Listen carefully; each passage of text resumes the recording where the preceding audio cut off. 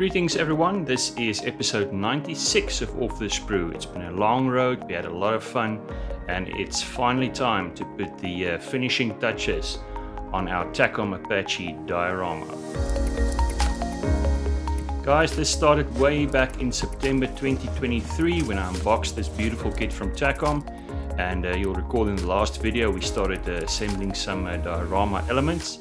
It's time to wrap up this build. First, a word from the sponsor.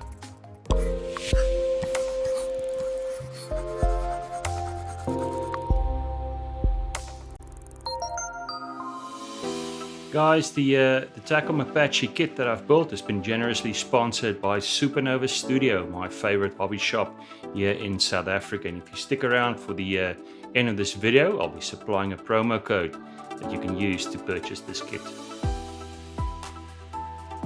So this is the current state of progress. We need to lay down some concrete on these foam squares as well as some coarse gravel. Guys, you'll remember in video 93 I started preparing the diorama base. I got some high density foam as well as the MDF base, the preparation of that. And really this video is a continuation of that. You'll recall that in video 94 I started preparing some diorama elements, and this is where we are now. This is the reference image that I used for this portion of the build. You can see there's some very coarse gravel there. This will fit into this area of the diorama base, and then we also have some concrete, and that will fit on these foam squares that I cut earlier. I'll be using two acrylic pastes, one being from AK, the other from AH-64D. And for the gravel portion, this will be the base layer, and on top of that I'll be placing some fine gravel. Guys, this is something you'll find in the railroad section of your local hobby shop. This is concrete paste from AH-64D, and this will also be the base texture of our concrete. You can see that it's a paste, very easy to work with. And because it's an acrylic, it can be thinned with water. So that's my first step. First using a little bit of the product and then diluting it with water to make a thinner paste. The trick with this stuff is to spread this as evenly as possible. And that's why I'm thinning it. And you'll notice I'm also using a palette knife. Important, I don't want to cover these partitions between the concrete slab, so that's something we'll touch later. But the first order of business is to spread this paste as evenly as possible on this section of the diorama base. You can see they're using a palette knife that I wet in water. A wet palette knife really makes this very easy, so keep a tray of water handy and you'll have no trouble working with this stuff. The next order of business is just to bring out these separations between the concrete slabs, again using my palette knife, not rushing it, taking things slow and easy, just bringing out that separation there. So there we go, this is the concrete texture laid down. This is of course not the final color. For the gravel, I'm going to use dry ground. You remember this is something I used in the Eso Barrier video as well. And again, this is just spread on the foam diorama base. And then on top of this, I'll be placing my gravel. Guys, this is it from Pro Art Scenics, available in the railroad section of your local hobby shop. Very simple matter of just spreading this out as evenly as possible on that wet acrylic paste, and of course it will act as an adhesive. Press this down, make sure that we've got an even covering, and then I left this to dry overnight. So the next morning, perfectly set, the bottom at least, but there's still some loose gravel on top. How to deal with this? I'm going to thin some ultra glue with ordinary tap water to the point where I can actually pour this stuff. At first I thought I'd use a brush and just brush this stuff on, but that sort of just pushes around the gravel.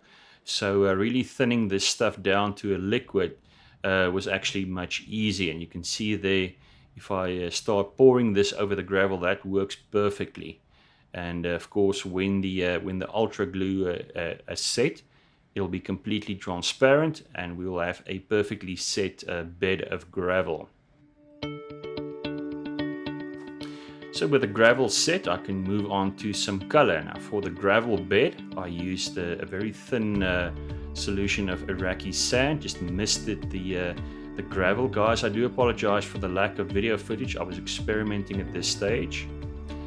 For the concrete, I used concrete as a base layer, and then for the center section, I used German camouflage beige, and I followed this up with dark earth just along the edges of those concrete slabs. You can see there the lighter color in the center, and then the dark earth applied to the partitions, and this really brings out those separate concrete slabs. Again, this is a work in progress, a matter of layering your colors. There's no real recipe for this.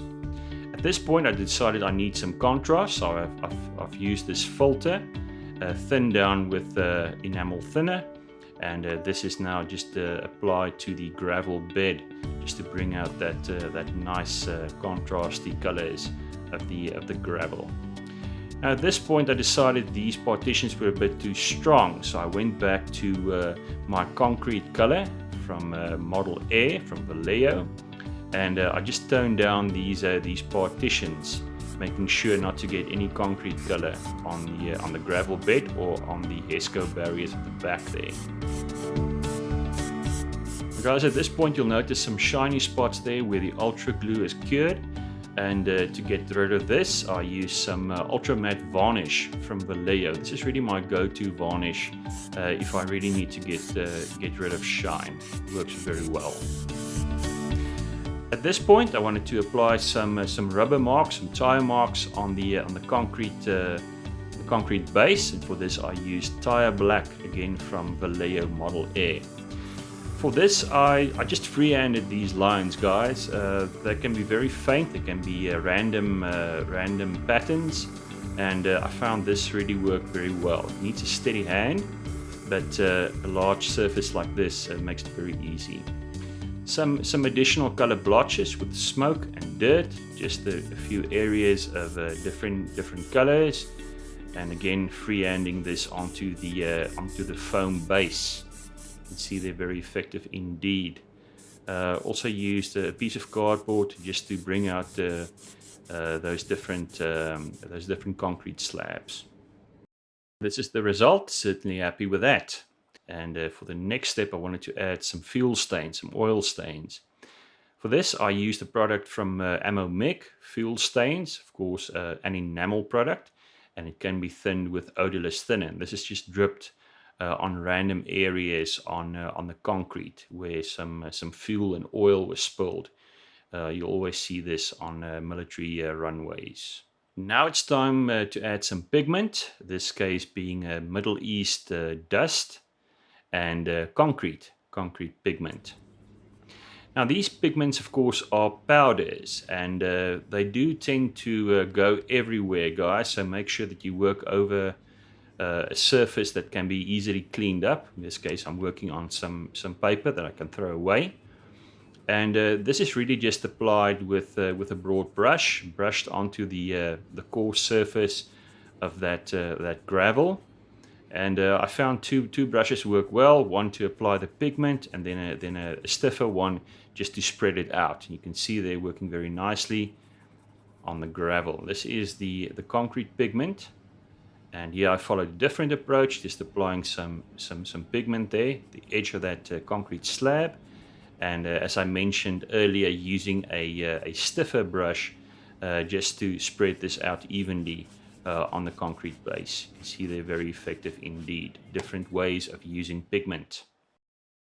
Now guys, in scale modeling things frequently happen. In the previous video I worked with these Eso barriers, and you can see the acrylic paste has separated from the edges. Now this is very easy to fix, again with some sandy desert acrylic paste that I thinned down with water. This stuff looks very light in the beginning, but once it's cured, the color changes and becomes a bit darker. So what I did is I just thinned this down and used a disposable brush, and I just filled up those cracks that had formed on random areas on the Eso barriers. You can see they're a very effective way of just fixing up those little imperfections. And once I left this to dry, it basically almost assumed the color of the Eso barrier. Just to blend this in properly, I again used the filter from Mick Productions, this being the orange filter. And there we go, all fixed up.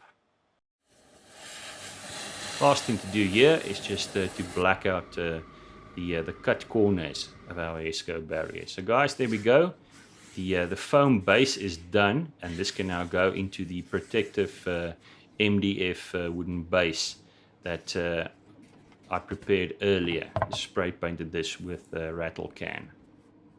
It's a nice tight snug fit, so there's no need to even put glue or adhesive in the bottom of the tray. Next step, now carefully place the Apache model where I want it, and remember the wheels are pinned, so the pins can go straight into the foam base. And just to make sure that I've got a secure fit, a little bit of gel type super glue can be applied to the pins before they go into the foam. I can now start adding the different diorama elements. A little rusty drum with the bay number on it. Again with some super glue at the bottom, just pressed into the foam. And I can now start placing my figures. Our pilot figure, it's being interviewed by a TV news crew. She goes about there, something like this, making sure she stands upright. And the same is now done for the rest of these figures. This to me really is the fun portion of any diorama, when everything has been painted and detailed, and you get to place these different elements on your diorama base, and really you can just see the whole thing coming together. This to me is very satisfying.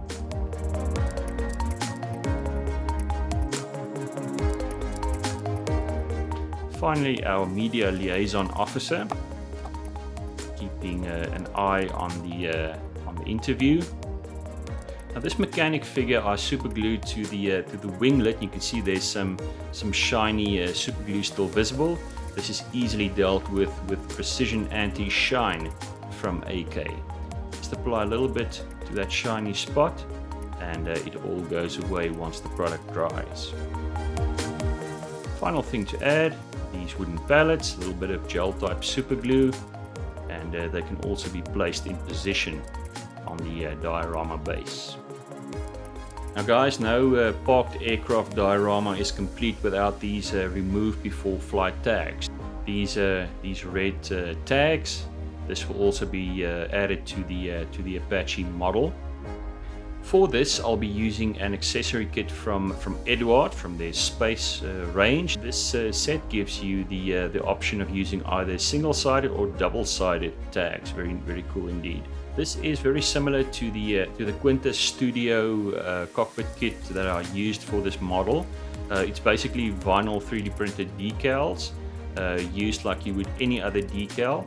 And very easy to use indeed, especially for these remove before flight tags where you want some flexibility. They almost work easier than Eduard's metal photo etch metal sets. So I use some white glue, some ultra glue, and this is very easily positioned on the aircraft. And again, I love that flexibility. The last step, of course, guys, is to put a name tag on this completed diorama of ours, and really this is the final step.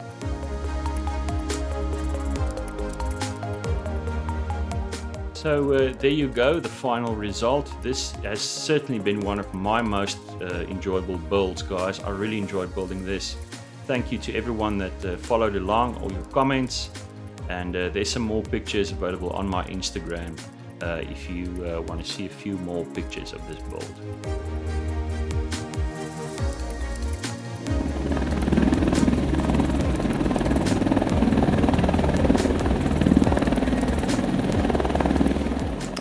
think I'll ever get tired of hearing that sound. Guys, the promo code Longbow2601 will get you a discount on the very last TACOM Apache kit on the shelf at Supernova Studio. If you're in South Africa and you really want to add this to your stash, guys, it's highly recommended. Pick up the last kit. It's well worth it. It really belongs in your collection. This is it then for the Apache build. Thank you so much to everyone that followed along, that commented. I really appreciate your support. Guys, do follow my Instagram for future builds. There's 2 more in progress, and thank you for watching.